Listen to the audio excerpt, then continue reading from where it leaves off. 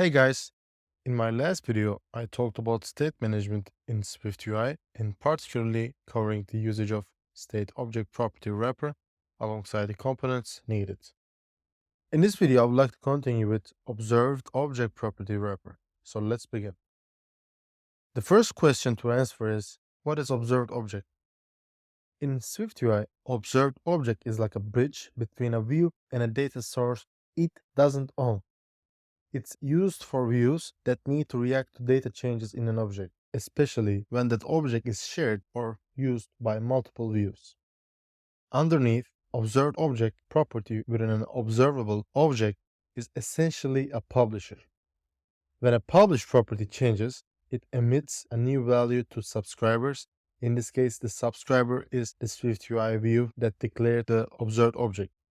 As far as the comparisons with the state object property wrapper, as I mentioned, observed object doesn't own the object it observes. The life cycle of an observed object is not tied to the view. If the view is recreated, it's expected that the same instance of the observable object is injected. This is a key difference from state object property wrapper, which implies ownership and lifecycle management by the view. Now, let's look at this example. In this example, bookViewModel is an observable object that fetches and updates the book's data. The observed object property wrapper in Booking Details view is used to observe this viewModel. Firstly, let's mention what observable object is again. Observable object is a protocol in Combine that an object can conform to, indicating that it is capable of notifying observers about changes to its properties. And the publish property wrapper is used to mark properties whose changes should be published.